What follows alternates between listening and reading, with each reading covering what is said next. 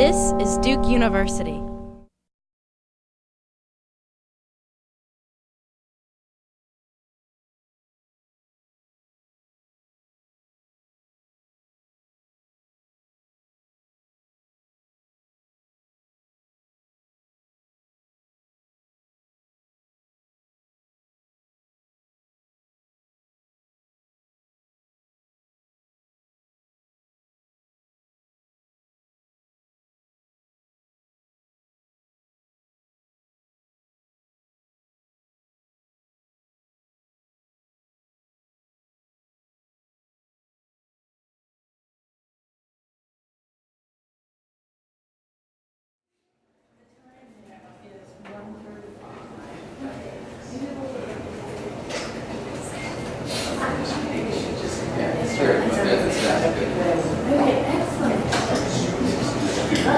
I'm so excited to welcome you all to the Franklin Humanities Institute Smith Warehouse, which has graciously hosted this event for us. We're just so excited. And I don't know if any of you saw the fabulous Duke Chronicle yesterday, but on the first page, we have this fabulous title, Durham named Tastiest City. And so I think having and hosting the first Culinaria Queries series here at Duke is just perfect in light of this fabulous news and celebration of the city of Durham. And we all know, being residents here, that Durham and Chapel Hill and Carborough just have these fabulous foodways, fabulous food systems that we're all just kind of enchanted by, or at least I am. I was overhearing some conversations about local bakeries and the best place to go for certain types of pastries and whatnot, and I think the passion for food in this room is just tangible, which is so exciting. And I'm glad to kick off this event and introduce Liz Williams, the president of the SOFAB Institute.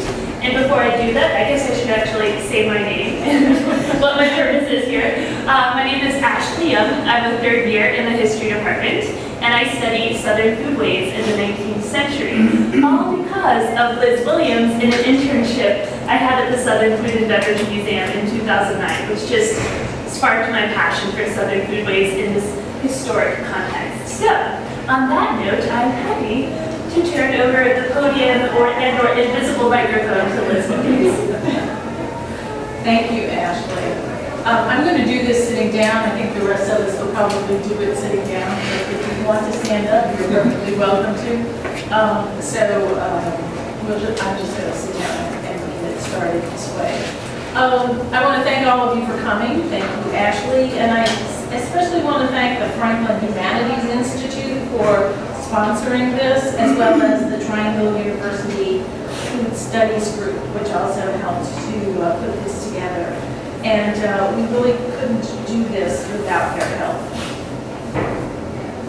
For those of us who are interested in the cultural and social aspects of food, I think that the question that we're talking about, especially the question of whether food is important to the culture, is one that really doesn't need a whole lot of discussion.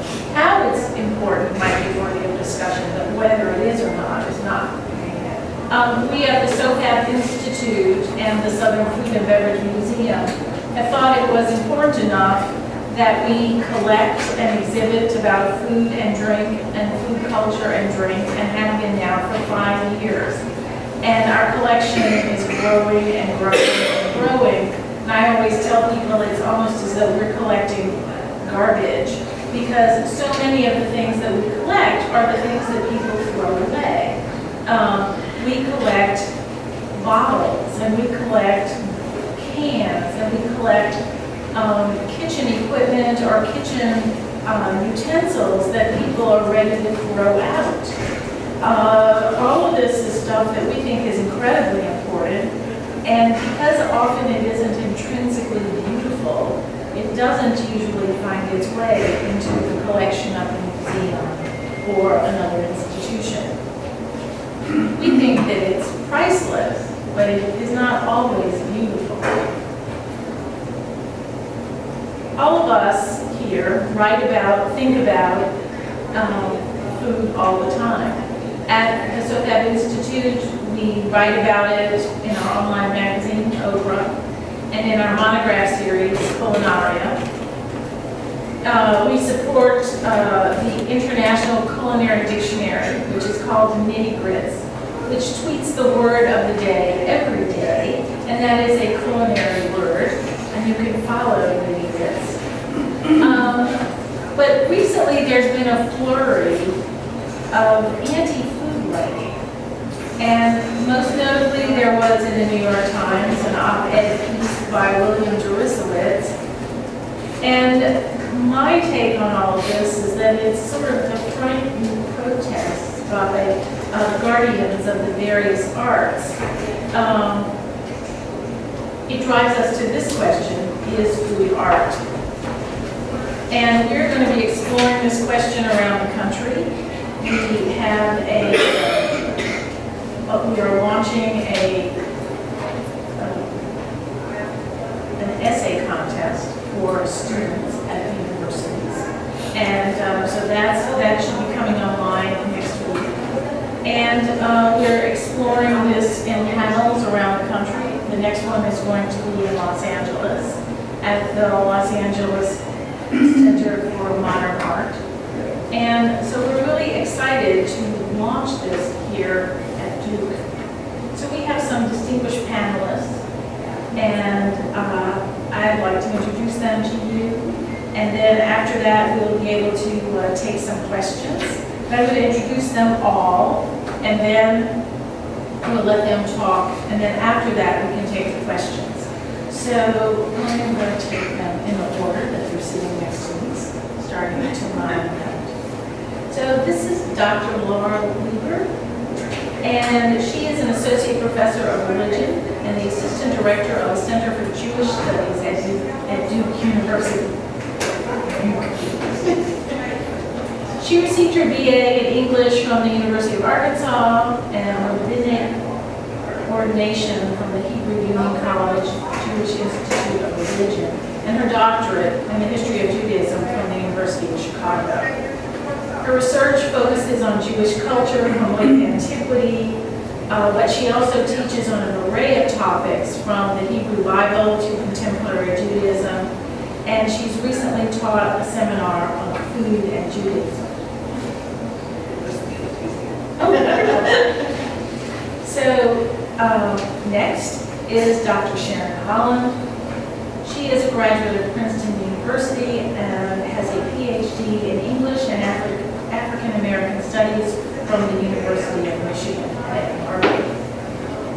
She's the author of Raising the Dead, Readings of Death and Black Subjectivity, and that won the Laura Romero First Book Prize from the American Studies Association. She's also co-author of a collection of transatlantic Afro-Native criticism with Professor Ty Miles, and it's entitled Crossing Waters, Crossing Worlds, the African Diaspora in Indian Country. She is also responsible for bringing a feminist classic, The Queen is in the Garbage, by Lieber to the attention of the feminist press, and it was published by them. She is the author of The Erotic Life of Racism, a theoretical project that explores the intersection of critical race, feminist, and queer theory. She is also at work on the final draft of another book project entitled Little Black Girl. You can see her work on food, writing, and all things equestrian, even looking at pictures of her on her blog. And she's worked on a new project called Perishment, which is an investigation of the human-animal distinction and the place of discourse on blackness within that discussion. And then we have Kevin Callaghan.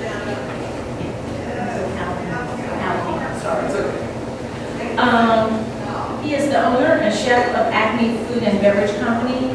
He's a Charlotte native, and he moved to Chapel Hill in 1985 to attend UNC. He was on a Moorhead Scholarship.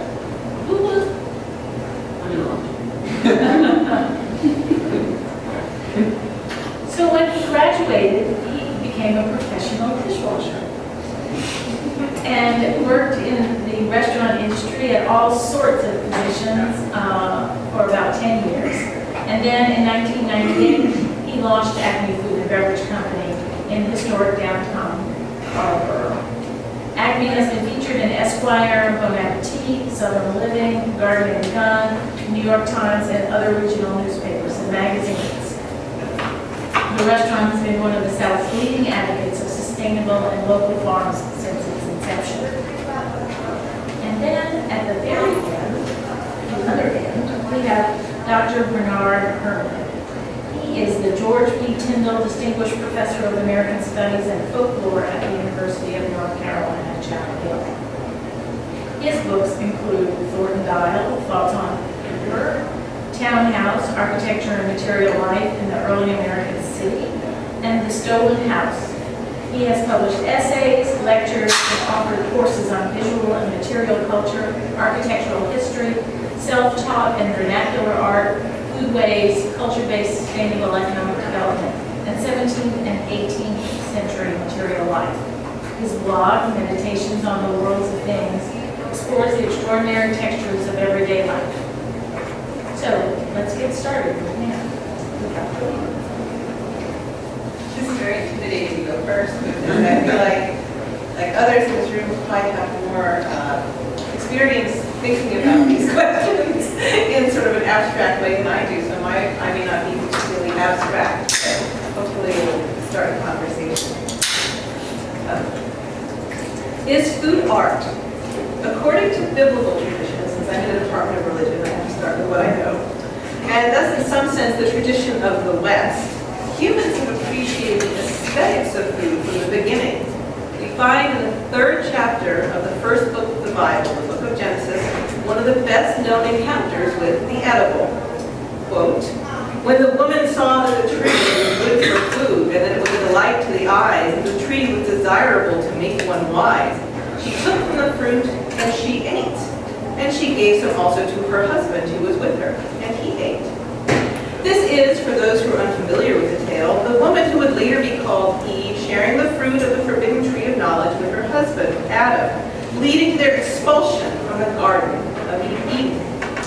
According to the biblical story and a trope shared with many Near Eastern myths, we are here where we are, for better or worse, because of her fateful bite. The image of Eve eating has been a fruitful one for artists in the millennia since. The Bible does not actually specify what this fruit was, although later readers offer many candidates. The apple, based on a Latin pun. The fig, because the fig leaves were used as a kind of atonement, and even citrons, which were known as the apples of paradise. What intrigues me here, however, is not the fruit itself or even the consequences of its consumption, but rather the series of judgments that Eve made before she took her first bite. Notice how the verse is structured. She sees that it was good for food. Then she notices it was a delight to the eyes. And finally, she determines it was desirable to make one wise. In short, she appreciates first food as sustenance, secondly as an aesthetic object, and finally as an item of existential significance. If we look through the eyes of Eve, food may not be a fine art, but it has nonetheless the potential to be a serious one. Eve first appreciated the fruit of the tree as good for food, and sustenance is the first element of food, the most obvious and self-evident that merits our consideration. Cooking, like making art, is a fundamentally human endeavor, both self-expressive and self-sustaining. Food laws are among the first given to humanity in the book of Genesis. Initially, the images of a vegetarian ideal, perhaps a kind of raw food diet, arguably the most artless form of eating, although uncooked comestibles may certainly be shaped in artful ways. After the flood story in Genesis 6 through 9, among the first laws given to renewed humanity, the children of Noah, are the commandments not to eat a limb torn from a living animal and not to eat meat with the blood still in it. In short, humans are now permitted to eat meat, perhaps a concession to the kind of teeth that God gave people when he created them, but not as animals eat it. This heightened consciousness around food marks the beginning of a trend over millennia in a highly ritual-like engagement with food in Judaism. On one end of the Jewish spectrum, the most mundane weekday meal is framed by blessings before eating that recognize the origin and nature of the various food items, such as bread from the earth and fruit from trees, and a grace after meals, which instills the discipline of expressing gratitude when one is no longer hungry. At the other end of the spectrum, we find meals such as the Passover Seder, where an entire, often beautifully illuminated book, the Haggadah, leads participants through a carefully orchestrated meal. Indeed, the intentionality with which food is approached in the Jewish tradition helps us understand the art of eating, a sacred if routine aspect of daily life.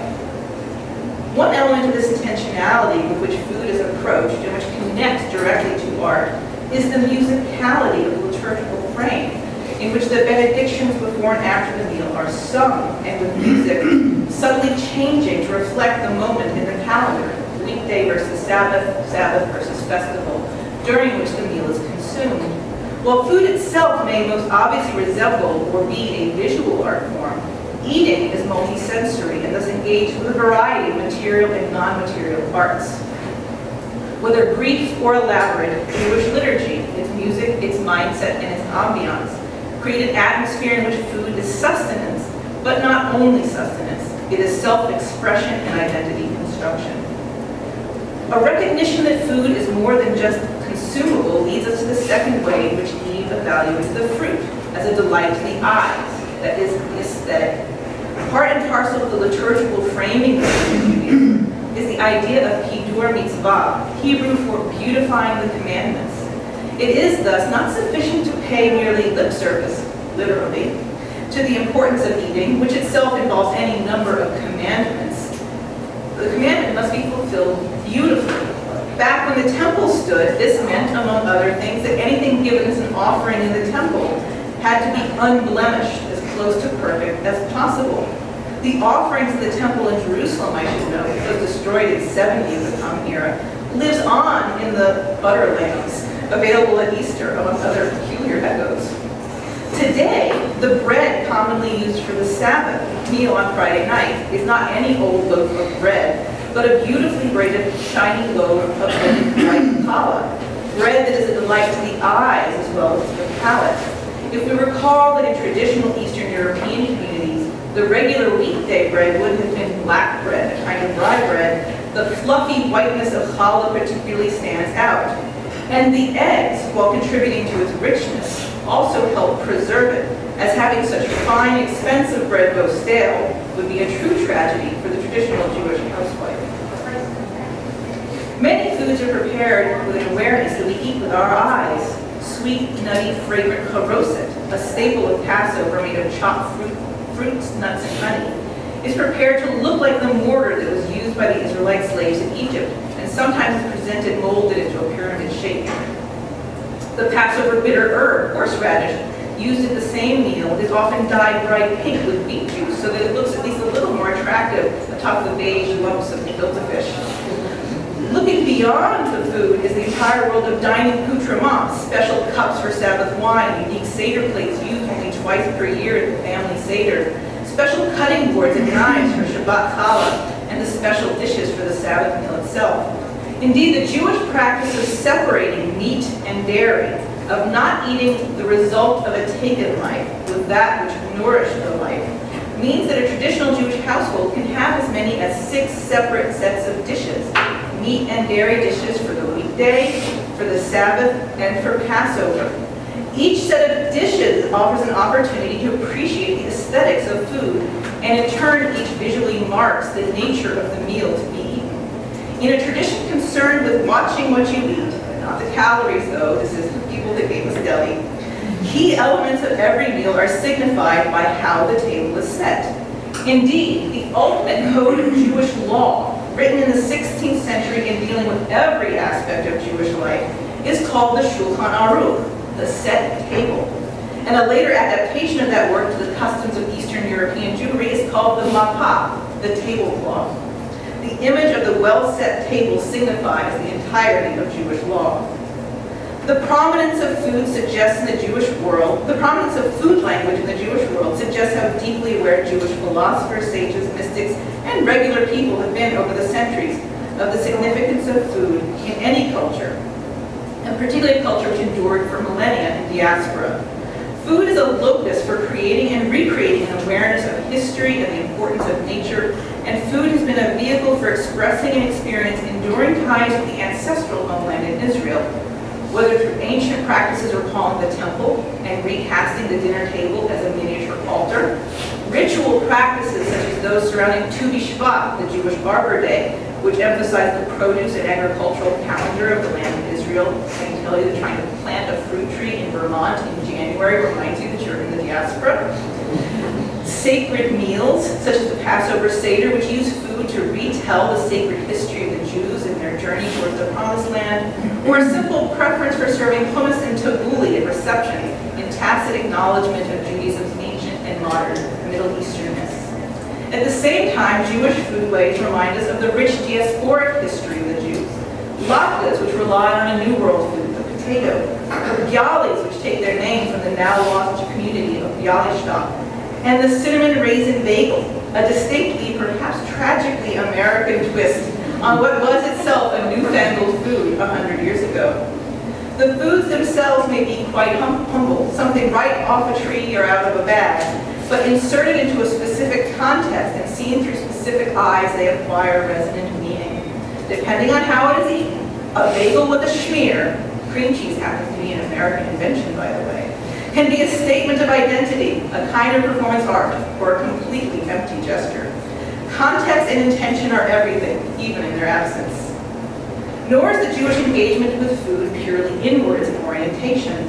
As much as food depends ultimately on what passes one's own lips, Judaism has long recognized that food is a communal experience. Just as any other art varies depending on when and how it is experienced, we experience eating differently when we are alone or in community. Food, traditional foods eaten with traditional, even heirloom settings, create and reinforce identity and a sense of belonging to a community and sharing in a lineage. Food forges connections across time and space and is often liberally seasoned with nostalgia and hope. Nor is it passive, just as art can be activist and inspirational. Even when the unleavened bread of Passover is on a plate, it can be seen as something merely traditional and soon to be eaten.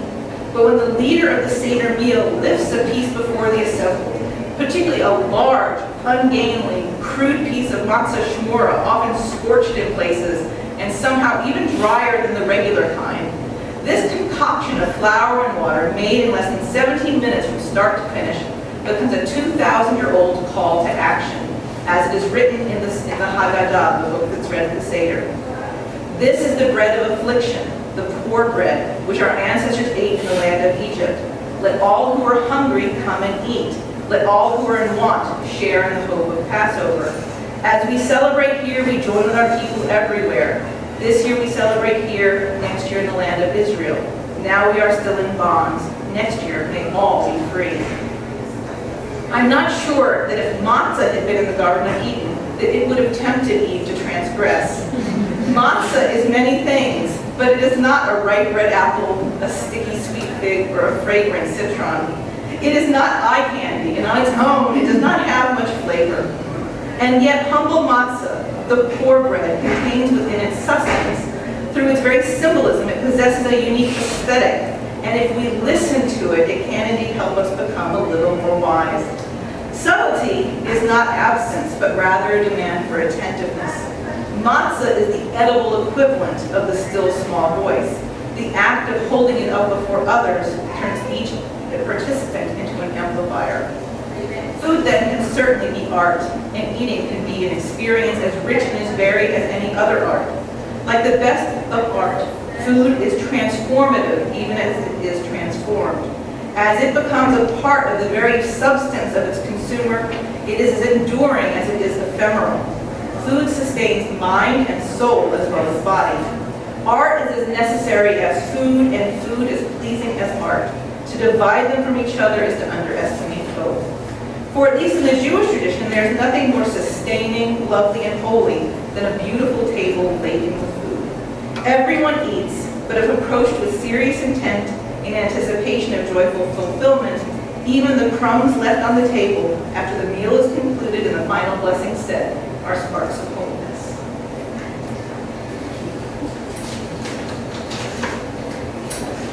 You can clap.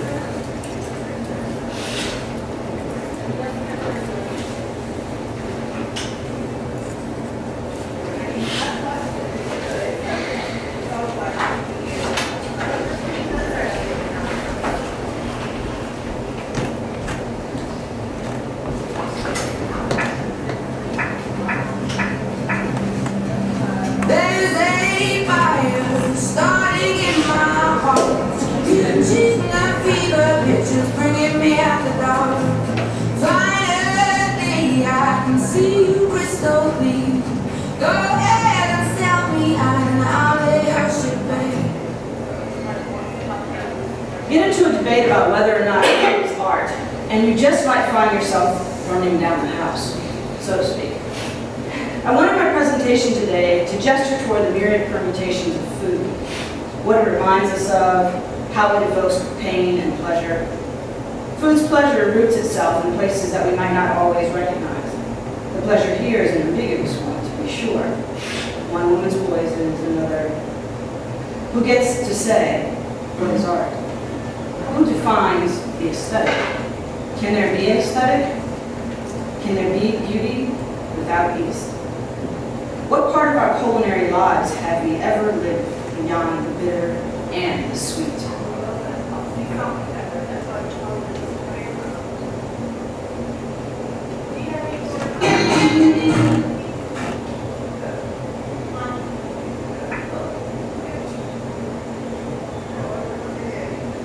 Part of my yearly Thanksgiving ritual is to watch Scorsese's adaptation of Edith Wharton's The Age of Innocence.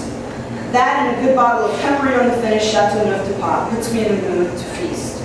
As I make the pheasant broth and contemplate what to do with turkey confit laid in over a week ago. With my kitchen populated with the tools for 2 days' worth of prep, I am grateful that Scorsese chose to preserve Wharton's flair for punishing the precise dialogue. In this still, a sumptuous meal is being prepared, and as the scene fades, and you'll see in the next slide why I describe this as such. As the scene fades, so does the black body of the woman preparing to clean and dress fowl amid the clang of copper and the steam of kettles and the movement of bodies from station to station.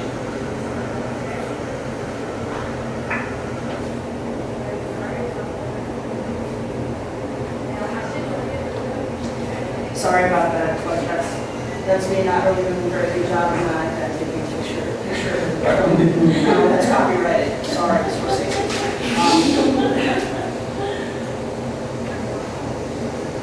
Thanksgiving 2009. In an instant, the kitchen feels barren. Pots hung in their proper places, the chatter of friends and lovers gone, the spot of animal fat above the hood left reminding you of a sauce simmered to perfect, and a failed English pudding. Whose idea was that anyway? The emptiness of a kitchen abandoned, or in this economy, foreclosed, conjures up a sadness that is almost unbearable. In the case of this clip, the empty kitchen refers to a family snub, right? An invitation refused, a dinner canceled, and repackaged a few scenes later. Here, the barren kitchen stands people, but not bacteria, surely. Marks a social order gone awry. The black body at the center of the early refrain helps to anchor us in some way. Perhaps it is marked by magic, as the smoky remains of heat and heart suggest presence. And that smoke, that like kind of weird haze isn't just my iPad taking a little shot of somebody's movie that's actually, or being shot at, I can't believe it actually was captured. Something or someone has run afoul, and we shall find out in the next iteration. Well, moving on to this side, to a day that's a promise inside. New York, 1890s. A few frames later, Scorsese's homage to Wharton, we have exchanged fowl for fish. And the presentation is very French. Thank you, Madame Kamen, whose schooling on how to properly sear foie while the making of a cook will be with me forever. But I digress. The tour of the plate takes us from roe to canapé shell, to the cooked body of an already endangered delicacy, and to crustacean prepared two ways. We now dine with Louisa and Henry Van der Leyden, forces to be reckoned with in turn of the century of New York City. Food marks the social and makes the social. The move from fowl to fish, well, moving on up. Interestingly enough, this comes about at precisely the time, this shot, the time period in which the movie occurs, obviously, comes about at a time in American culinary and literary culture when, as food critic and scholar Keila Tompkins argues in Racial Indigestion, the iteration of black edibility proliferates. Whatever happened to that cook in the scene of the first invitation's refusal? She is like the purloined letter, is she not? She is out of sight, assumed to be marker from the historical.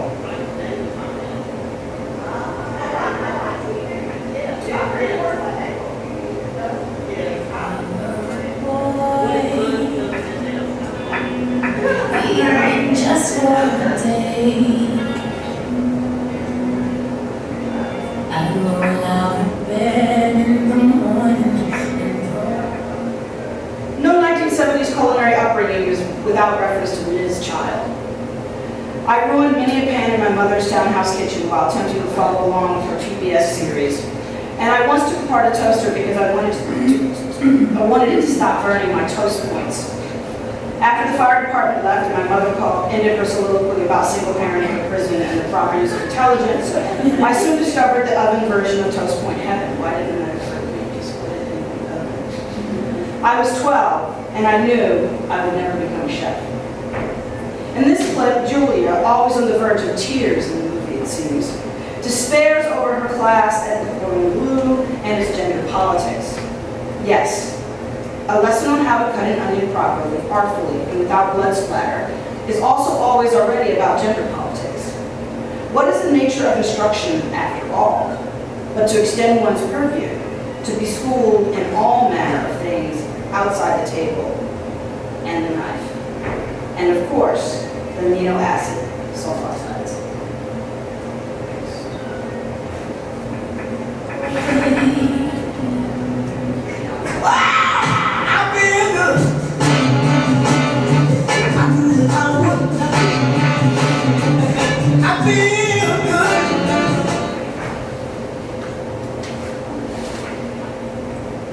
We can all remember what it feels like to massacre something in the kitchen. You make that call to a foodie friend and you tell them you're God's gift to food, that you have prepared something that makes you want to weep, and that you're so very sad that company will arrive shortly and your masterpiece, it's all about technique, isn't it, will be consumed by your friends, now just Philistines, all of them. Soon what you marvel at will be turned to liquid, turned by bacteria into something resembling the vague stench of a stockyard. Yes, food is art, though of an elusive sort. Now I want to take you through just a couple of pictures from my own website, some of the cooking I've done over the years, to kind of make a point. Food is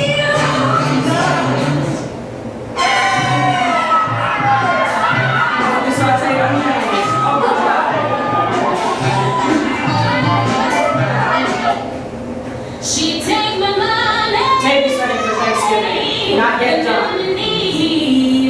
Yeah, she's a trifling friend. It reminds me of the two fat ladies. Just a little bit of butter.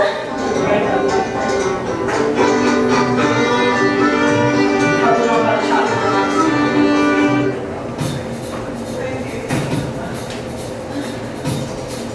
Is that fish again?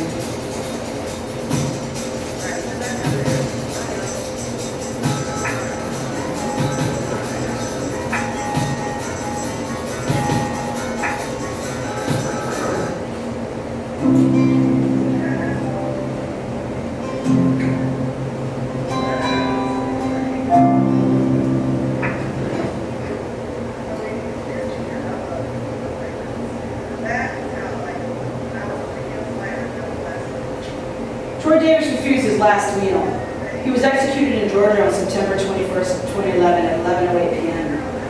On my bookshelf is a slim black volume called Last Meal, published by Common Courage Press and conceived by Jacqueline C. Black.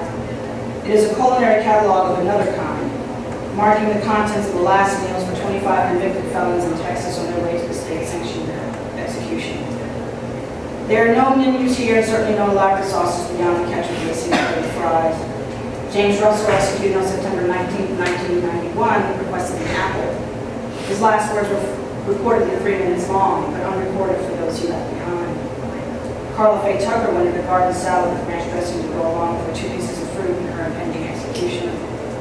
For others like Jeffrey and Alan Barney, the choice is a bowl of frosted figs. They're great. And milk from Sunnydale Farms. The list of ingredients that make for a last meal read like a popular culture litmus of American taste, and some of my favorites are there. Cheeseburger and fries, fried chicken, dill pickles, and chocolate ice cream. All at a premium in the institutional or fast food kitchen.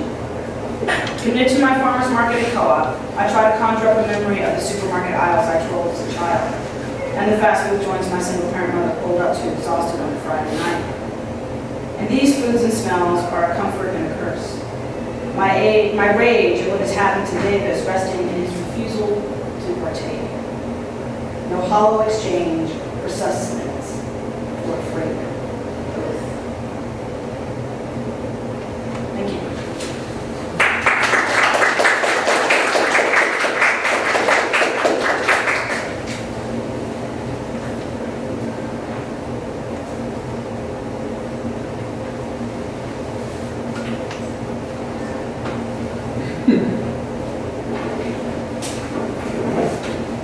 All right, so I'm going to talk about this from a very, very different perspective. This is what I do for a living. It's how I get paid. It's how I feed my kids. It's what I've done pretty much my entire professional career, which is kind of terrifying to admit to. But 25 years in the business tells you a lot about food and where it's come from and where it's headed. And one of the things that always struck me, a good friend of mine works on Broadway, and he went up there because he wanted to be an artist. He felt that was what his plan was. And he told me 2 stories once he got a job. The first thing he was told was, son, it's called show business for a reason. It was very big. And also, I forget a famous actress had gotten a role from, it was taking over for another famous actress who was much older, and she asked the woman, what was the secret to survival at Broadway? The woman said, know your lines, be on time. And this woman, as she got older, that's what she said back to anyone else. She said, what's the secret of Broadway?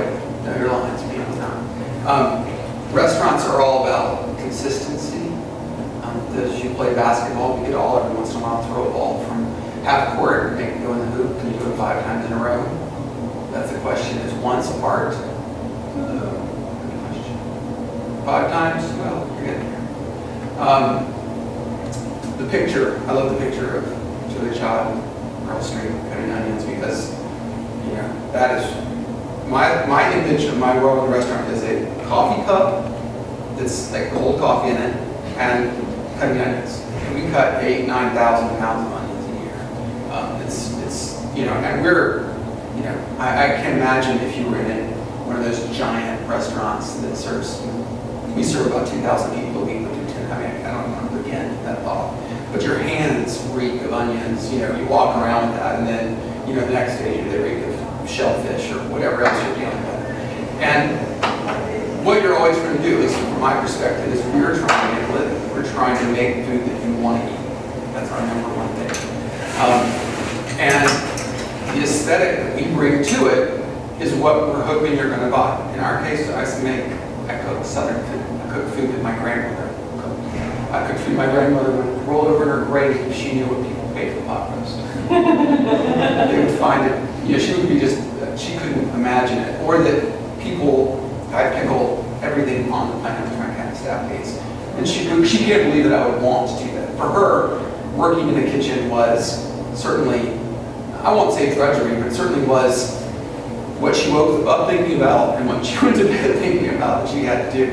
And I remember very clearly when all of the technology came on in the 50s and 60s, just the wonderment that she had that you could have instant anything.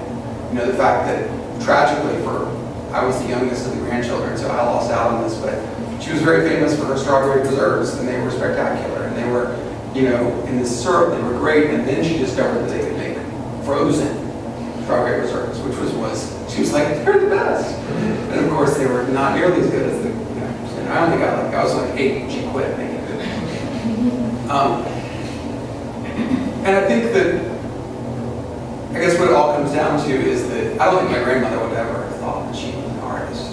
She certainly would have given that term. And if you're saying that food is art, then it certainly implies that there's an artist at some point. Similarly, I have difficulty with that label of being called an artist. That would be awkward in what I do. I love food, I love cooking food. I'll give you an example of where I think the question in my role that comes up is one of the most, if food is art, or cooking, or what I do is art, one of the grandmasters of Dallas Waters, Chez Panisse in Berkeley, at Chez Panisse, you make a reservation months in advance, you have no idea what's on the menu, and you get there and you eat what she cooks. This isn't, if you didn't want goat kidney, it's too bad. This is what's coming. And it's not cheap. She famously served at a big dinner like this, for dessert, a peach. Not coach, just a peach. I think everyone in the room probably thought she was brilliant. It was wonderful, what a great idea. Fresh peaches. I do that, I'm probably going to get in trouble. Because people are going to think, wait a second, you're supposed to cook something. You're not Alice Waters. And certainly if you went to Applebee's and they gave you a peach, you'd be like, so, this is part of the aspect that I really want to talk about is when sometimes it seems, in my role, the biggest thing that we fight all the time is food in class. Because as long as I've been in food, food has always wanted to pull itself. There's branches of the food world that wants to pull itself out and make it exclusive and unique and only for certain people. Are you among the cognoscenti or not? Organic is a very easy one to look at. Organic food is very easy for people of a certain socioeconomic status to purchase and therefore feel like they're doing good somehow. But sometimes organic is a label that makes other people who can't afford organic feel bad about what they're doing for their kids or their family. Similarly, I think when you talk about food as art, one of my real concerns is that it's another example of wealthy Americans deciding that, well, I'm better than other people because what I eat is art. I'm not having a cheeseburger, I'm having art. And I know in my heart that that's class-based. And I get involved in these food groups, and inevitably they start off in this idea of, oh, it's going to be this broad spectrum group of people, and then 6 months later, it's the same group of people who want themselves to be patted on the back because they're such wonderful, wealthy people. That is a deep concern for me, because I know what I love about food has nothing to do with, I would hope that organic food is better. We buy lots of it. We buy lots of local food. It's what we believe in our heart of hearts. But I know at the end of the day, it's what I put in my mouth that tastes the best. One of my biggest memories as a kid was a memory around food was my father couldn't walk. He was in a wheelchair all of my life. So at some point, my mom got a second job, or got a job so that she could pay to have this woman who was a maid come once a week. And she worked at another house on the street, and she was a black woman, wonderful woman I remember growing up. And interestingly, I guess this is an aspect of the 70s, Maddie was her name, and she sort of helped raise me. And one of the things I remember very clearly was her teaching me. She would sit me on the kitchen counter and teach me how to eat certain things. One of the best things that we ever had that she taught me how to eat was how to eat chicken next with hot sauce. And to this day, when we get chickens at the restaurant, I always have that. Now that's not a memory that's based on privilege, it's based on sensuality. And for me, that concept of where memory and sensuality mix is really the focus of what makes food exciting. Because I know there's foods that I love that may not appeal to someone who's from California. Because for me, there's a sensual and then a memory piece that are connected, deeply, deeply intertwined, that I can't never pull back. And as I've gotten older, it's gotten worse. for me, black pepper still is this flavor that I'm always drawn to, bacon fat the same way. It's not something I can sort of push back and I can never really deny, you know, and, you know, I forget, there's a scene in, I can't remember the book, woman writer, she wrote it when she was living in Charlotte, where I'm from, where she has, Carson McCullers, one of the books, and this woman says that to her companion, she says, well, she goes, if I'm on the ground and you think I'm dead, just put old collars on my chest so I don't wake up, you know, I'm dead. And I always thought, yeah, that's kind of true. That's something I definitely would rally for myself. But when we discuss food and art in my world, you know, there are lots of kids who come through my restaurant who want to work and want to be artists. And by and large, they don't want to do the work associated with being in the restaurant business. You know, they come in with school degrees and they think they've got all this stuff behind them. And, you know, and I have this, you know, this woman who's from Mexico that worked for me for 8 years who could just kick their ass up and down the street, you know, and she'll be there at 6 in the morning, work until midnight, and, you know, be better than all of them. And, you know, there's something about that consistency that is profound. That really is something that is a deep part of what my world is built around. There are times when we have great bits of food, and there are great times when there is great inspiration, or there are moments where someone will come up with something that's really like, wow, that's perfect. But most of the time, what we're doing is putting our toe into this river, this cultural river of food that is the South, that has always been there. That is, you know, culture in my mind is something that's earned. It is not something that you get by default. Like I think if I look at California cuisine, I would say it lacks this sort of authentic culture because it didn't fight for it. The food of the South was fought for. I think that if you look at Southern California, I can see that Mexican influence. There's a bit of like tension there that creates interesting food. But I think the food of the South is built on something that was not easy to come up with.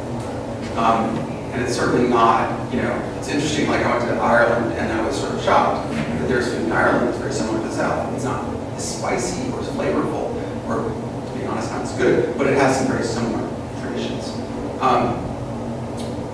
But what I find, what we trace constantly is the attempt to step back as like, I should frame this correctly. There are two types of chefs. One chef wants to stand in front of you and go, look at me, look at me, look at me. And you're paying for that, and that's great. If you go to Alinea in Chicago, Grand Hat Chefs is definitely going to stand right in front of you. Even at the end of the meal, he actually comes out and makes this chocolate mold on plastic in front of you. At Alinea, they'll serve 65 to 70 people a night. They have 80 people in the kitchen. It is an amazing phenomenon to imagine. But he's telling you, I'm right in front of you, and everything that you're getting is me. You know, you're not getting this sort of thing. And the other group of chefs is sort of, and I would say Alice Waters maybe led this to some degree, and I sort of follow it to some degree too, is to sort of back away a little bit and to try to let the experience exist as something separate from me. I'm not trying to tell you, oh, you know, this is my fried chicken. I'm not saying, oh, fried chicken, it's delicious. You know, and sort of pull back a little bit. And I think that we find that we're most successful when we're able to do that. Because restaurants are like show business. There are a million things that we want you to not know that are going on.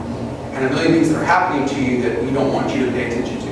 Like, we don't want you to notice the lighting, we don't want you to notice the music, we don't want you to notice, you know, there are a million things like the air conditioning setting in the back going on, the color of the rug. What we want you to experience is what you have the person in front of you. You know, if we're having dinner, I want the two of us to have a great time. I don't want adding the chef in to be like the three of us had a great time.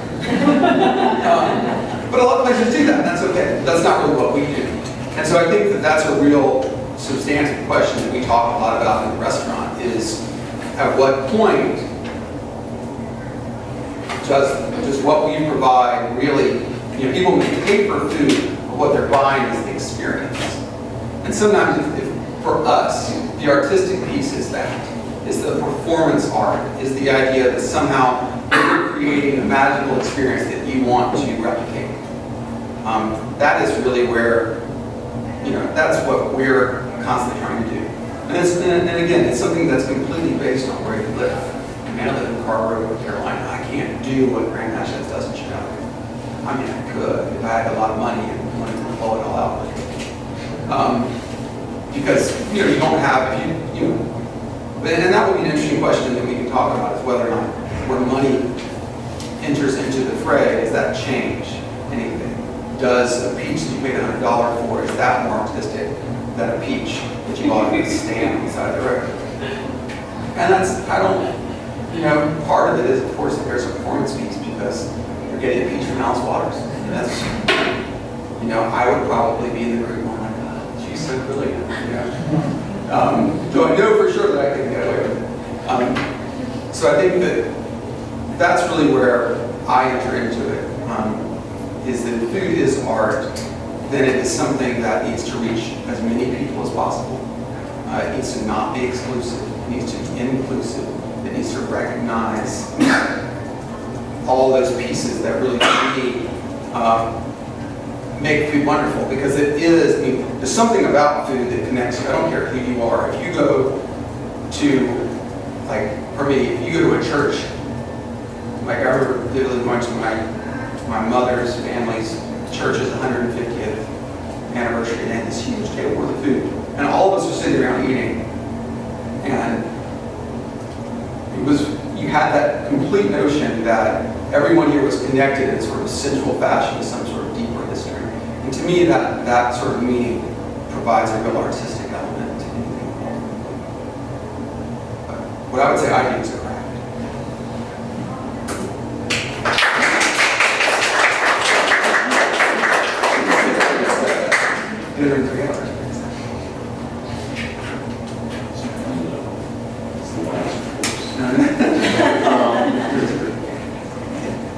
Only I was sweet.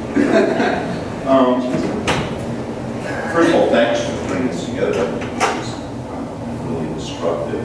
And then, as I thought about this proposition of food as art, because I realized is that I would have to write this in a kind of shorthand. So this is not the way I like to write, but it gets out some of the ideas that I think are here. So I apologize that there's no drumhead stew, no Theodore Pete's turtle party, no sweet potato pie a la mode, no Savour Thanksgiving, and certainly no Randolph Higby drowned man in Hershey bars. You don't get any of that. The argument for positioning food as art, hardly a new endeavor, is a continuing enterprise that is less about food and more about art. In the brief span allotted, I want to set forth some thoughts that define a conversational core that moves us away from the contentious tension implicit in the formulation of food as art. When we use the word art in the context of food, we are addressing two fundamental and largely unarticulated assertions. First, there is a tacit and unstated acceptance of art as a privileged category of cultural production. I think we're getting at that. Thus, art stands in a position of power in which food exists as an inferior other that gains consideration only through self-conscious acts of critical, creative, and political embrace. The question is not whether or not food is art, but rather that by engaging the problem as stated, the extent to which we naturalize the power of art within larger hierarchical and categorical schemes of cultural authority. This may sound abstract, and in a way it is, but the stakes are as palpable and pervasive as the myriad objects with which we furnish our lives at this table. So the first part of the question resolves to how is it we are compelled in this historical moment to ask why art needs to annex food into its country of privilege. Second, art in its relationship to food introduces the question of aesthetics. Aesthetics, for our purposes, might be best understood as the balance and proportion of being in the world. This covers a lot of territory, but at its heart, this definition recognizes aesthetics as a presence determined not by individual things, but rather by the relationships or the spaces between things and people in context.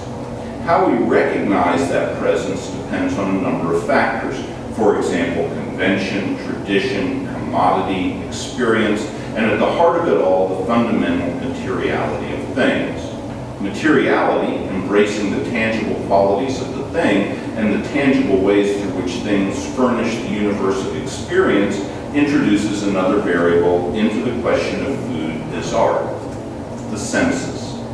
When we think of art, and here I'm thinking capital A, we grant a particular authority to vision. Art in this iteration is something we go to see, and usually in some sort of freighted setting, the gallery, the collection, the museum. Food, as many have observed, delights all senses. Sight, sound, smell, taste, touch. And the connoisseurship of food as art relies on its assured destruction.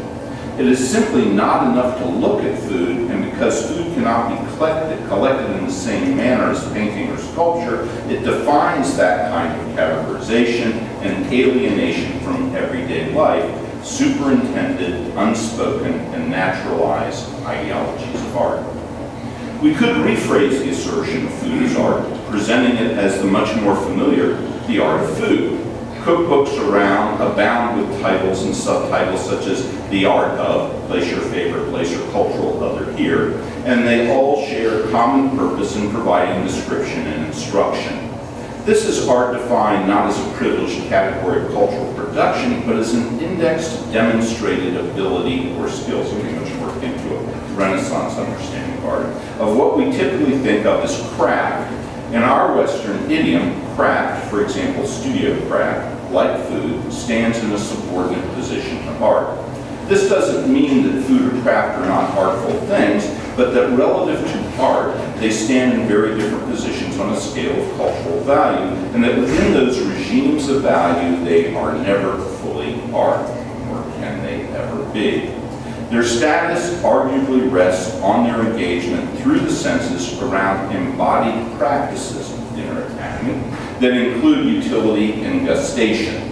Thus, the art of food speaks to older histories where art spoke to artifice, histories where the notion of food as art depends on the aesthetics of skill in the production and presentation of an object that challenged and delighted the eye, the nose, the tongue. This brings us back to the question of food as art, essayed from the perspective of taste, discernment, and connoisseurship. To position food as art requires a sundering act of discrimination. Think here of the phrase discriminating taste, through which food becomes a medium for the articulation of social difference. Again, this is a point that's been brought up earlier. The expression of difference requires the possession and application of a particular body of knowledge that's situationally deployed in demonstrations that extend to larger constellations of objects, cookware, table settings and linens, dining rooms, kitchens, and ingredients. The means to acquire these tools for discernment is not enough. In other words, money is not enough. You need to be able to use them correctly and express their significance through performance and language. In essence, there is a conversational heart to the proposition of food as art. The conversation revolves around the demonstration of a privileged knowledge communicated through etiquette and connoisseurship. It would be a mistake, though, to think of food as art in overly determined and hierarchical aesthetic systems of meaning. And this brings us to a talking point. There are entire genres of food that exist outside the world of the haute, that nonetheless engage the problematic of food as art and food as the object of or for discerning acts of social difference. I'm thinking here of vernacular foods and the taste for the homegrown other, the down-the-road exotic and the aesthetics of terroir. I'm thinking of Max Wong's steamed buns made at his now shuttered stand in Li Ming's Global Mart, of Allen's wood-fired barbecue, not the other Allen's, of the oysters my neighbor cultivates second only to mine, of spot fried hard, is there any other way, and stewed October beans with onion and cornbread, remembering a rain-sodden day in a failing Appalachian town, or eels well on the way to the river of oblivion. Introduced into a conversation on food as art, they remind us that the power of art is a privileged category that has its limits, and that food, embodied and aesthetic, tests those limits. To defend the claim of food as art requires a more generous communion that speaks to the status of food, that food and art occupy in a larger social imaginary.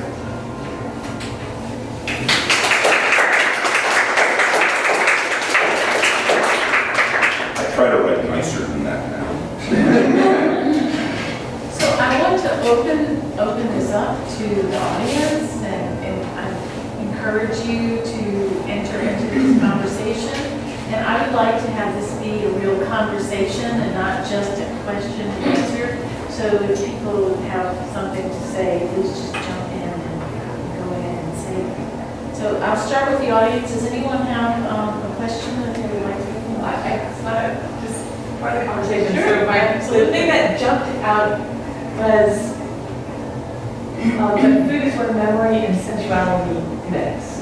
I have 3 kids, and they talk about food a lot, and they talk about food that they remember that I don't remember cooking or feeding them, but they get very, there's obviously a huge emotional context to how they feel about the food that they're passed, and I guess I hadn't really figured out what was happening until you put those 2 things together. They talk about the taste of it, they talk about the drip of it, the juice running down their elbows and things like that, and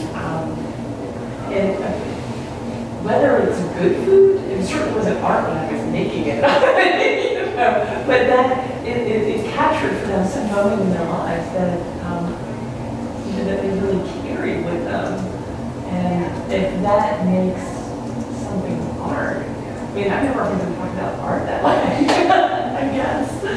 So I just think that's an interesting place to bring these things together. I think it all comes back to food because, of course I would say that. We use the word taste to refer to art and the ability to be discerning and whatever. And it is something that is so very basic, and that we all experience, that we all eat. And so I think that the issue of being so universal eating, and the idea that there's some special sort of apotheosis that art represents is a really interesting idea. And I also think what you're saying about using all of the senses in art as opposed to more one or the other. No one talked today really too much about music or whatever, but that's one of those things that is gone. After you listen to it, it's gone. We may record it, we may have musical notes or whatever, but the experience of listening to it is gone after it's happened. And so the fact that we consume this thing, I think, is very much like listening to music. But I think one of the things that really is that when you consume something that's outside of, let's say, the historical vein of your life, it seems isolated over here. When I was in China and had ordering weird breakfast foods, but I didn't know what I was ordering. It's like that sits outside over here. But when I think about, being at my grandparents' house, having walked out the day before my grandfather and picked which watermelon I wanted to have, and said, okay, sure, that's the one. Took it, put it on ice, and then put it in the ice chest, and then getting out this huge old knife that was only used for cutting watermelon, and sitting around cutting up the watermelon on a big metal table, and all of us sitting around in the brittle grass of South Carolina underneath trees, eating watermelon with lots of salt on it, and then, spinning your seeds behind the tree. That's a memory which connects very clearly with sort of something bigger than just, that's your life, your kids running down. You remember it in a way that's much more profound than the other piece. I also think, can those memories be art if they're not actually shared with the larger public, and then appreciated and recognized by other people, if that makes sense. Can memory or an individual experience be art in itself, or does it have to be a part of a broader conversation? I would argue that for it to be art, it has to live outside of the individual's experience. Because I think art, in many ways, is about a collective, not that you're collectively agreeing on an interpretation of something, but that there's a collective agreement that it is special. But maybe I'm not, maybe you disagree. So then it's communication. So it's food as a way of communicating something. I mean, that's what my kids are doing when they talk about these things, is they're communicating that feeling that that food brought to them and where it lives in them. I'm still not sure myself. For me, the question is whether, this is such a question, you've got to imagine audiences, is whether the idea of an audience has to be because of little, like, actual living real people around you, or if that moment where you're making a grilled cheese sandwich just the way your mother made a grilled cheese sandwich, and you're thinking of another person there in a way, and you're recreating something like that, if that conceptually, you can define that. You know, I'm just sort of thinking there are any number of ways of sort of defining yourself, even when you are not physically in the presence of others, that you can be sort of more existentially in the presence of others, you know, whether it's people who are gone, people who are absent, a divine other, you know, there are any number of ways that you can have an audience even if it's not physically there. I would agree with that. This just makes me laugh. My good friend Lynn is here. We cook together sometimes, and she knows that I use my grandmother's hand mixer from like 1972. And I use it whenever I can, and it's one of those, like, you can actually smell the electricity kind of working in the sand, like raw, I don't know, it's just very, but it's funny because whenever I use it, I think of my grandmother, and I use it because it is connected to the memory of my grandmother, and that she created all of these desserts that everyone in my family enjoyed with that hand mixer, whether or not it works properly or not, you know, and what it takes me way too long to beat things into any kind of... There's a sound too, right? With the bowl and everything. And so I appreciate that, and I would agree, at least in my experience of it, I feel like I'm not by myself in my kitchen, even if I am the only one that kind of, you know, having that electric hand mixer going. My grandfather was not a cook in any, he didn't cook anything except he made angel food cake and made coffee. Those were the two things. And when he made an angel food cake, and he had a parakeet, so when he made the angel food cake, he would whip the egg yolks, the egg whites himself with a whisk, and just whip and whip and whip, and the parakeet would sit and show him he did this. And he had this pan that was probably, from a 5 and dime kind of pan that he made the angel food cake in. And he died, and my grandmother threw away. It was an act of, I can't have anything of his around kind of thing. And she threw away this pan that he always made the angel food cake in. And I remember waiting until I could, and I went out into the back, in the alley where the garbage was, and I pulled this pan out of the garbage and took it home with me, because this pan was not going to be thrown away. But I can't eat angel food cake now without all of this flood of memory. And I do that same thing too. There are times when I'll cook something else in this pan, not even an angel food cake, but it all comes back. So it's all connected to all sorts of basic things. And it's really true that there's no other form of art really, and using this in whatever way you want to define it, that also makes us that keeps us alive. And so there's that other component to it that doesn't exist. People might need to have music, they might need to have visual art or whatever, but if it were taken away, they probably would die. And this is something that is that basic.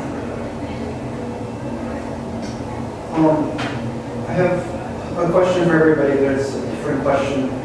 One for Mr. Hermand and one for the rest of the panel. Because I noticed that the first three panelists all gave talks that in essence could be boiled down to, or concluded with a one-word answer to the question, is food art? We had yes, correct me if I'm wrong, of course, but yes, yes, and then sort of a qualified no, depending on how you view craft. And then Professor Hermand dealt more with sort of the general theory of the discussion and didn't exactly provide a yes or no answer. And so I guess I wanted to ask you first, I wanted to sort of put you on the spot and ask you if you do have a yes or no answer to the question, and if so will I. And then for the rest of the panel now, sort of having heard a little bit more of the sort of wider artistic theory and context behind the question outside of the arena of food, either how it's, I guess how it applies to your rationale that you apply to your presentations.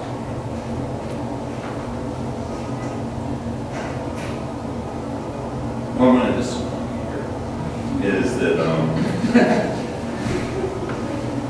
I'm not sure there's actually a useful yes or no answer to the question at all.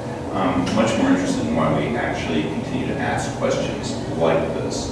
And they have a lot to do, I think, with sort of modernism and the alienation of art from everyday life. So that you start to think about that grilled cheese sandwich. Nobody's talking about that as art. It may be artful, but because it doesn't have that commodity life, it doesn't have that institutional life. It exists within that realm of aesthetics that I describe as sort of the balance and proportion of being in the world. It's about relationships. I would argue that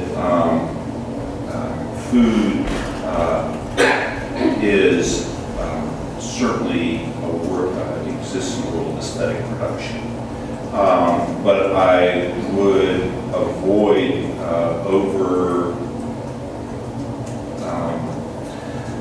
over-determining the idea of identifying it as art. And I'll give you an example from another medium, because I did a lot of field work with quilt makers in Cheeseman, Alabama. And I'm sitting there one afternoon, Gloria Hopkins is making these absolutely beautiful quilts. Her mother is there, her sister is there, they grew up, as they say down there, under the quilt, under the frame, learning to make figures and things. And she turns to me and she says, and I'm just going to paraphrase this, I don't know anything about art. That's your business. You want to talk about quilts? I'll talk about quilts. You want to talk about art? You got to go somewhere else. And I sort of think that that's sort of right. The nub of it here is that, to me, is that this is a question that really speaks to certain really fundamental contemporary anxieties. Why do we need a category of outsider art? Why isn't it all just art? Because, in fact, we just can't help ourselves. We have to create these distinctions. And as Kevin said very rightly, is that a lot of this has come to do with the way in which we construct identity and difference through the performance of commodities in the public sphere. And I think that that's what that question gets at ultimately, is sort of that kind of worry. So I think the question is a lot more about art and a lot less about food.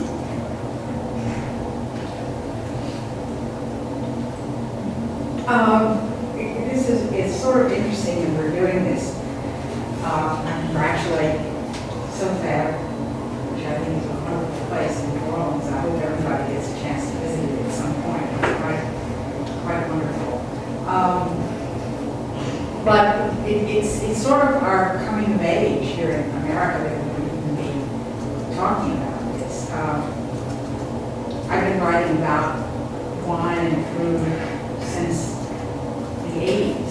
And so I've really watched America's transformation and evolution of cuisine, so to speak, which has been a lot of fun to do. When I first heard this question, the thing that popped into my mind was the haute cuisine in France, because every dish was indeed a work of art that you appreciated with your eyes before you consumed it and destroyed it, took it on as nourishment or whatever. But to me, the question that comes up from the panel today is, how are we making this, what are we contributing as Americans to this question, which is something so very different, in terms of just a visual thing. I mean, gastronomic, who made these fabulous creations of desserts, which were a feast for the eye. But it just seems like our culture, which Professor Hermand spoke to, seems to, I mean, we add a sort of richness, regional identity and culture. It seems like that this question could be done many places, in many parts of the country, with all kinds of interesting contributions. I have to say, I'm anxious to see what happens in Los Angeles when we do it there, and see how it does change from place to place. Well, that was in the spirit of conversation. I recently did a lot of research on the questions of the Enlightenment and the English Enlightenment versus the French Enlightenment, all at the time that both America and New Orleans were developing. And New Orleans was not part of this whole English experience on the Atlantic coast. It was very French and then Spanish, and there was, in terms of governance, I mean, there were all sorts of ethnic groups there, but in governance it was French and Spanish. And the Enlightenment, if you read the French Enlightenment authors as opposed to those who were English, the English are worried about equality and reason as it affects government, as it affects fairness and all that sort of thing. And the French are looking at reason as it affects art and ordering art to make art understandable to all. Because if you order it and look at it as a part of reason, then everyone has access to it. And so they talked about food as art in the French papers, which they didn't do in England. In England, they weren't worried about the food at all. You just ate because you, and they're, Voltaire and all these people write long, long treatises about food, and the English don't write about food at all. And so I feel that part of, say, the development of the food in New Orleans is very much related to that attitude, which is very different from the Americas, the early American colonies that became, well, this is the food of America. And even in reading about the food of America, those of us that weren't part of the original colonies have the sense of we've been left out in reading about those things, let alone talking about what the aesthetic is or whatever. I think that you're bringing up a really wonderful question about what is going to happen around. And we watched an interesting documentary last night about sushi, and the sushi as an art form, and becoming a sushi master and what that means, and is each little piece of sushi is just put there and consumed, and is that art? And of course, if you bring in the cultural questions of the Japanese into this, you're looking at something that's totally, totally different than the way we see it. So I think there's just so much cultural overlay that it's really hard. Bringing up the Japanese, I think an interesting notion that's a big part of the idea is something called wabi-sabi, which is the idea of the flaw or not being exactly perfect. And I think something about food is the fact that it's decaying in front of you, which is very wabi-sabi when it's done correctly. And sometimes some things that I don't like in food is when it has that artifice feeling that it doesn't, it looks like a picture, it looks like it's not. You know, I mean, I want to put a plate in front of you that makes you want to think like, I better eat it now because it's going to get worse as it sits there. You know, where a lot of people now, I mean, it's amazing you serve food in the restaurant and how many people stand back and go, oh, I'm going to take pictures of them. Come around here and let's take pictures of each other. You know, and it's a very different idea. I think that wabi-sabi idea that is built wholly on the fact that we're all going to die. That is the whole in our own perfection that we wish to accomplish, you know. And food has that at its core too, something about it that's deeply tied to our humanity. So. That's that whole memento mori movement in art was based on the fact that food decays and we eat decaying things in order to stay alive.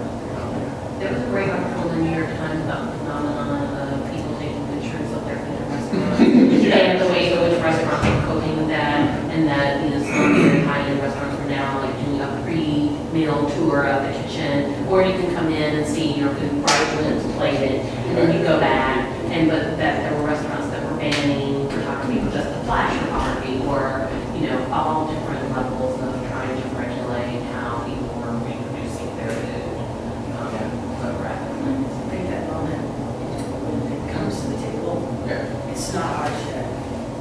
It's still yours. Yeah, you're right. So I feel like the moment before when I'm gonna take a picture, I was asked, I said, can I take a picture of this? And if not, that's okay, but like, I just want to take a picture of this. Yeah, that's exactly. It's like, you know, we call it food porn.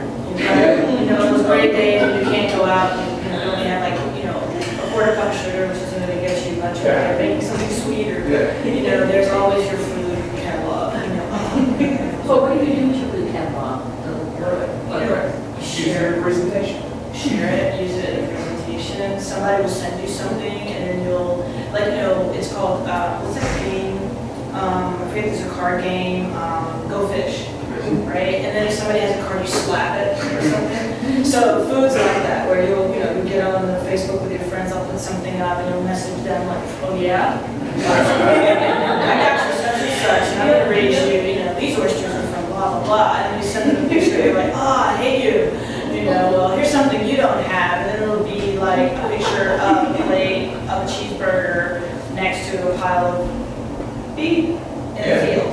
Right? You know, like, this is what I ate 3 weeks ago, you know, and I'm like, okay. You know. In many ways, sometimes I feel like we're carrying on that American tradition of sharing postcards in some way, shape, or form, which of course, you know, very, of course, popular. But there is a tradition of sharing. You know, we share both things that are beautiful and peaceful. Like the culinary cartography.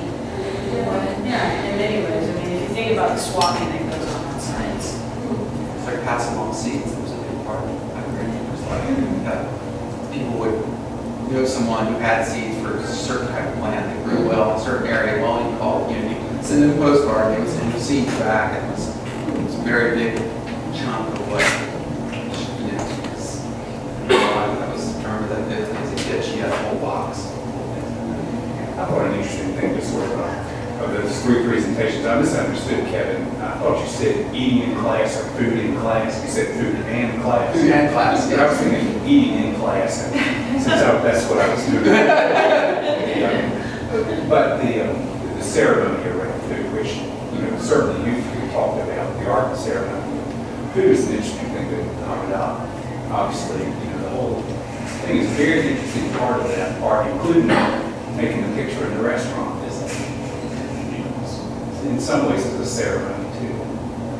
And then for so many people who have, you know, plates they don't use for Christmas, no matter how tacky they may be, they're like, that Christmas plate. Or the Thanksgiving is the worst for my family. We have these awful like turkey shaped things that have like relish in them. It's like you gotta have that. And even in our family, that canned cranberry sauce has to be on the table. If that's not on the table, it's like, is it Thanksgiving? Do we have Thanksgiving yet or not? I also want to say that one of the reasons to talk about some of these questions, I think, is in contrast, because we're talking now about the ceremony and that part of eating. and the communal value of eating. And now that we sort of eat in our cars when we're driving here or there and do all sorts of things that are totally without ceremony, don't even remember what we ate or that we ate, because all it did was just kind of go in our mouths while we were doing something else. Maybe talking on the telephone and driving at the same time. And and the lack of satisfaction perhaps that affords us. I think thinking of it as art as opposed to that other thing, whatever that is also something I'm interested in. Yeah, this is actually sort of piggybacking on what you were saying. Because what I was hearing from the panelists, whether you comfortably thought of food as art or not, was talking about rituals that surround food, which can build culture and sort of create memories, and also this issue of taste, right, which is both taste as in, well, I like the taste of this thing, or I was raised on this food, so my tastes are geared toward this type of food, but it's also what we always talk about in art, which is, taste, aesthetics. And both of those things make me think about, just what's happening with food now in terms of production of sort of prepared foods and foods that have been altered, foods that have been manufactured, where you're both losing that ritual of knowing how to cook things because it's cheaper not to, which is weird because in the past, people always, especially people who were poor, knew how to cook because they had to cook, because the idea of having food that was prepared by someone else being cheaper just didn't exist. And this idea of food that's both prepared and then food that has different additives that affect the way that we taste things, chemicals that affect the way that we taste things. There was all this talk about how sugar, fat, and salt are so addictive, and they sort of shift your taste expectations.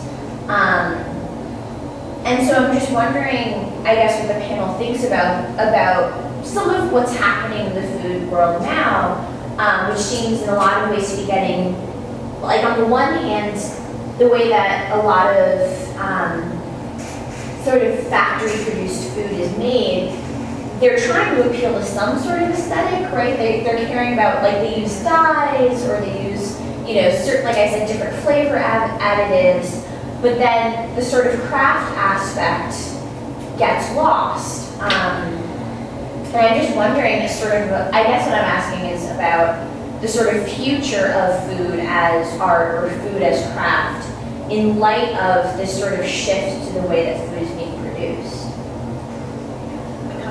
I'll just start, just because this is a place where, especially in the food class, where I feel like the Jewish attitude is sort of dovetailing in an interesting way with contemporary American food anxieties. The Judaism has always been very anxious about food. To some extent, you can sort of say the split between Judaism and Christianity occurred at the table. It had to do with who would eat what and who would not eat what. Sort of like you can't have cheese feast. The Judaism is so much about what you won't eat as what you will eat, how you eat what you will eat. So it's sort of it's a sort of an ethnic national group that in some ways always looks too much at its plate. It's always sort of scrutinizing what's putting in its mouth, which is why I don't sort of see sort of like, which is why maybe I don't see sort of like any kind of newness, the idea of food as art in Judaism, because it's just sort of historical. Medieval dishes labeled meat and dairy.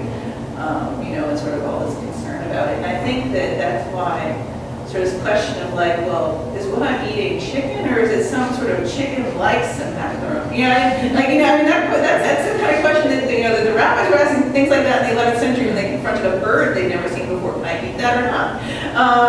Certainly when Jews came to the New World, that was a big question. All this stuff right here. What do you do with it? So I think sort of in some way, sort of as science generates sort of new potentially edible things. That sort of the whole sort of, it's like sort of the kinds of questions that Jews have been asking about foods for centuries are actually becoming the kinds of questions that thoughtful Americans are asking about foods, not because they're coming from the same place, but just because there's sort of sort of taking food seriously as something not just, it's not, like my theory of talk started with sustenance, but that wasn't the end. It's not just about about getting enough sort of calories not to die. It's about sort of like, where do those calories come from? And do they come from someplace you want to consider kosher or not? Reminds me of this piece, I don't remember the author, Dr. Gastronomic, about how caviar became really interesting. And I know it's kind of demands of the market in a particular part of the world where they're actually produce a lot of caviar. So somehow they had to figure out how to work this in, right? But I was also thinking of the ways in which, and I think this goes back to, partly back to Ernest's question about art. It's not so much whether or not the category of art, I think you're absolutely right, wants to be, it is literally consumed food as another kind of, additive to a certain kind of elitist aesthetic. But I think it's also about kind of what constitutes food. If in fact it's memory or culture. I was serious about playing music because in my kitchen at home, when I'm there at my crafts, everybody fights over music for like half an hour. So every kitchen, whether you've been a professional or not, it's like, what tunes are we going to play to get us all jazzed up to do the work that we have to do? And sometimes, it depends. Like some tunes, let's get the sad stuff going because, we're making this, pie in honor of such and such and such. Or let's get usually the happy stuff, And so I feel like at what point does that aesthetic, in a sense, cut off our possibilities of thinking about things like class, right? Thinking about things like, racial, whatever way we want to do that. So I think when we ask that question, we automatically assume the lack of interdisciplinarity in the category.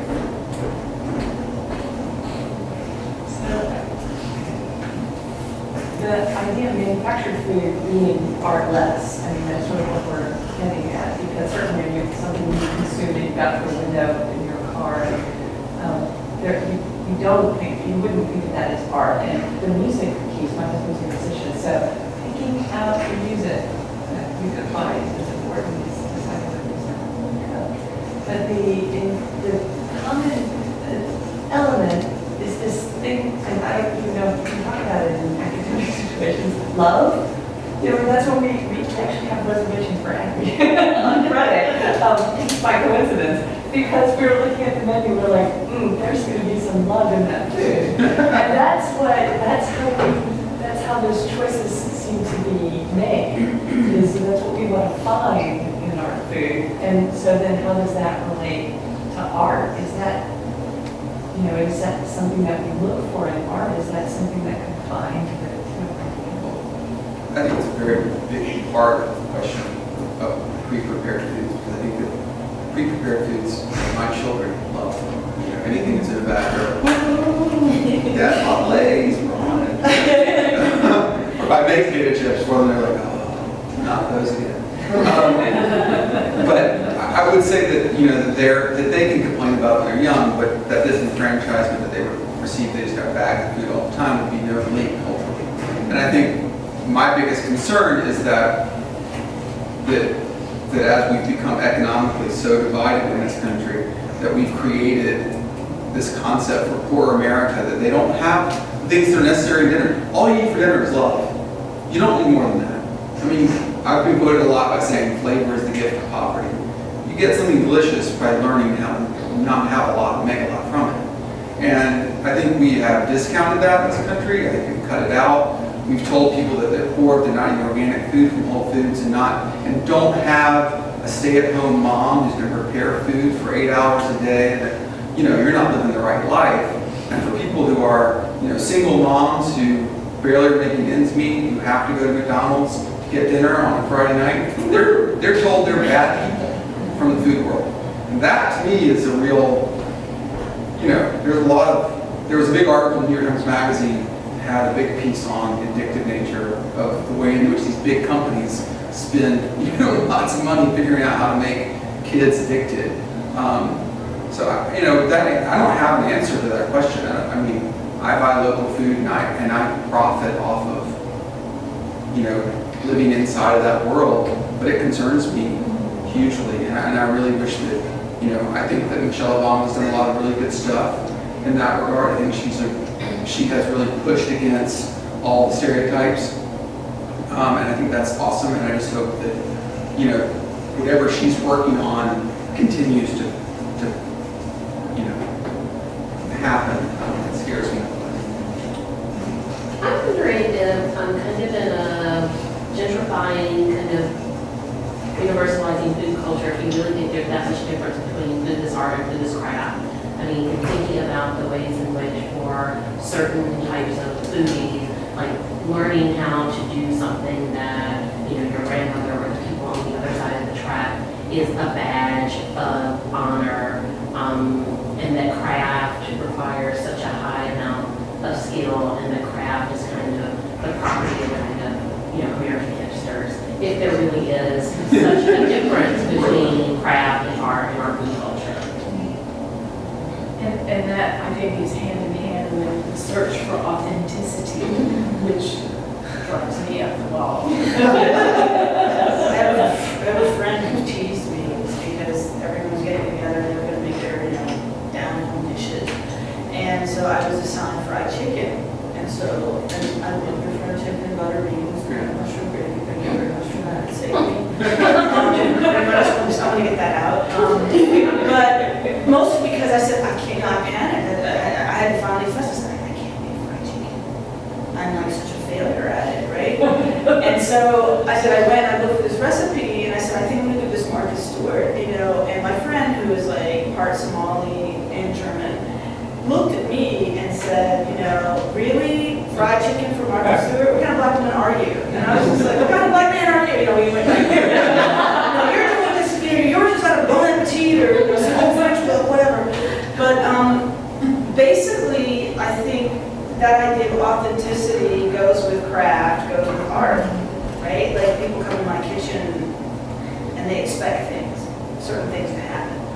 And, you know, I am a failure at some things, not a failure at others. But you'd be surprised what I can make and what I cannot, right?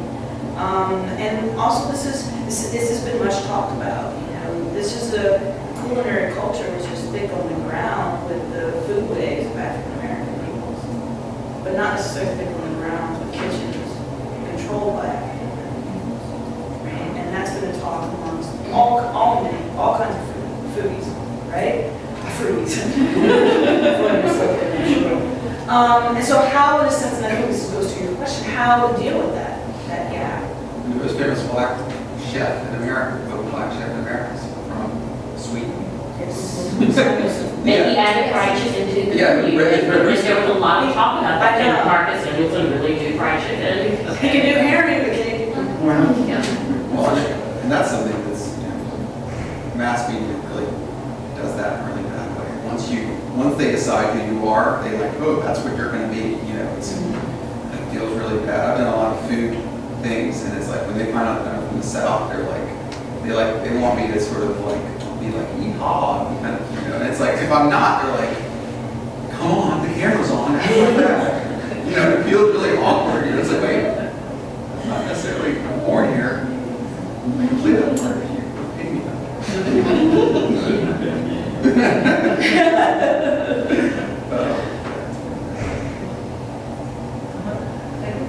We've been talking a lot about sort of prepared foods in one way or another, and I kind of wanted to return to the questions of sort of artistry or the need for the supposed need for there to be an artist in order for food to be art. Like, I guess the sort of more specific way to ask this question would be, do you find it at all problematic that, well, for instance, with the Alice Waters peach, that if there's no sort of, I mean, it's hard not to compare with art in mind to, say, like Marcel Duchamp's Fountain, which, you know, just a, you know, urinal recontextualized. But in the case of food, with sort of fresh food that needs no other preparation, that can just be eaten as it is, do you think the sort of existence of those sorts of foods alters this debate at all?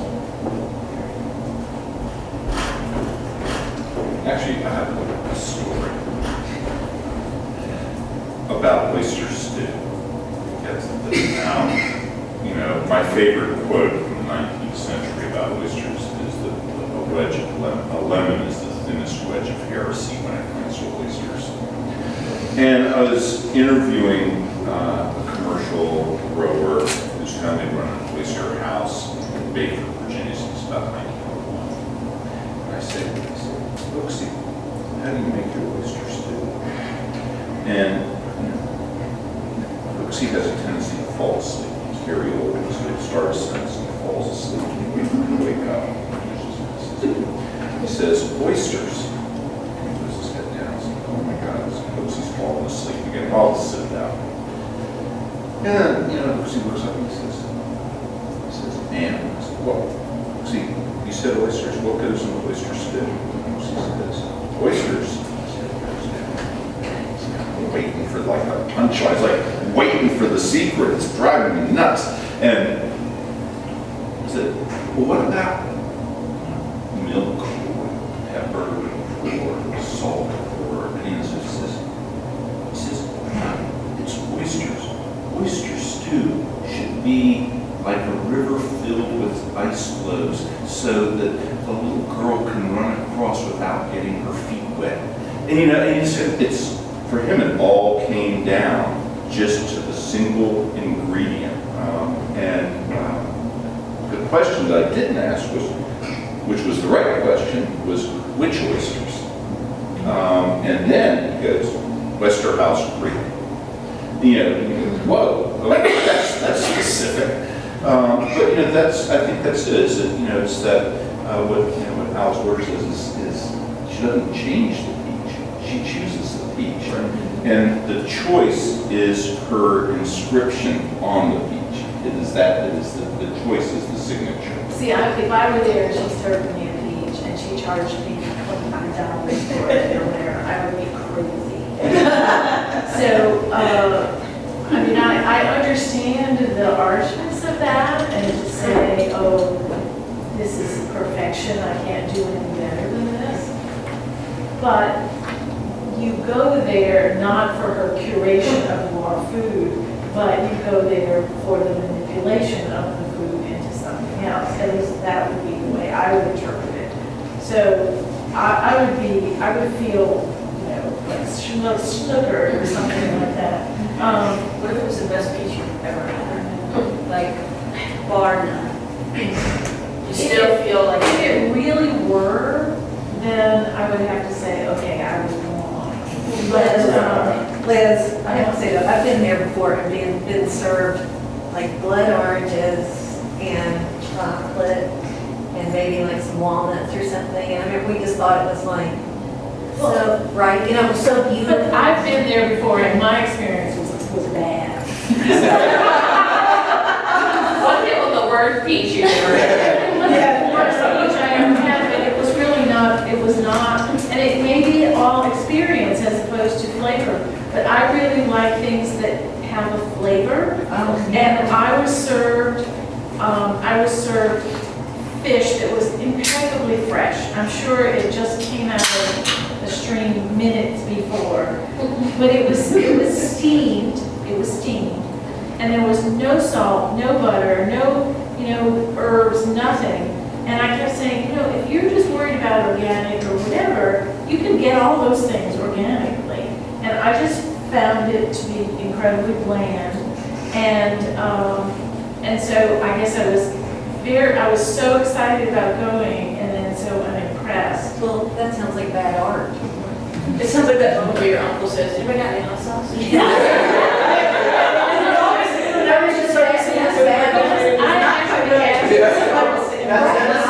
That is an interesting point. Well, yeah, because they're in charge of the art. I mean, that wouldn't be unlike Rauschenberg's white painting. I mean, it was like, he's showing us white. Kid can do that. But it's white in a different way, and it's an artist articulating an orientation to an object, to ask us to look at something in a different way, to situate ourselves in a different time, that these art objects or food as art is an orientation to memory, to ourselves in this place, in this space that we're experiencing.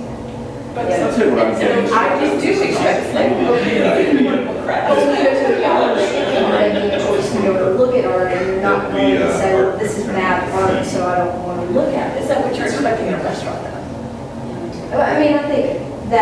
go with you go with certain expectations of an experience. Flavor, for instance. I mean, that's flavor is in the food. That's what she's articulating as an artist, that the flavor is emerging from this natural occurring thing that she is assembling together. It's a different form of art. It's assemblage. Yeah. There's also this wild vein in American culture for Calvinistic thought. See for yourself. I don't think it's like, yeah, okay, there you go. But I mean, it's crazy. It's like, you know, I've been at time Whole Foods, but the guy who runs Whole Foods, he's now this vegan or whatever, and I heard him interview, and he sounded such like a Calvinist in my family. You know, he was just talking about, he was like, well, if you were enlightened enough to just enjoy almonds as your only food without salt or anything else on it, God forbid, you know, and when that vein starts entering in, I'm always like a little shocked by it. But again, it goes back to this idea, this thought that maybe you can live forever. You know, and I can't imagine if I got into my days and I never had bacon before, I'd be like, oh my God, what did I do? I messed up. You know, I was 106. You know, so And once you've had it, it's hard to go back. Because everybody I know who's vegetarian, that's the one thing. Like I have a friend who's vegetarian. Bacon, Exactly. I put some bacon in the kitchen for you. You know, and then I know one woman who's a very, very strict vegetarian, but still at Christmas she cooks bacon and then throws it out just so she can have the smell in the house. So that's another question. But I still think that Calvinist question really runs into a lot of food where purity, purism, better than, but you don't get it because you need to add this or that to it. It's like, I want it fried, baby. You know, it's like, if you say that to that world, they're like completely appalled. You know, they want it cooked, steamed water that's from a pristine well. Triple filtered, exactly. I'm a nutritionist, and what's interesting about, it's true. There's the diet that we're all supposed to be eating is called the prudent diet, which I think is hysterically funny, and nobody else seems to think that that's amusing, but we're all supposed to be prudes about our food. Yeah. Why? See, Oscar Wilde, nothing succeeds like excess. Yes, that's my diet. All things in moderation kind of just goes out the window. Except moderation. So it's the appointed time. So I want to thank all of you for coming. I think there's still food in the back for those of you who may not have had any yet. And please, I'm sure we can mingle a little while and talk to each other. So I want to thank all of the panelists.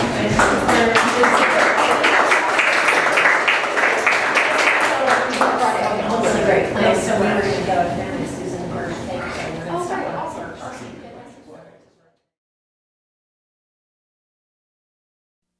Produced by Duke University. Online at duke.edu.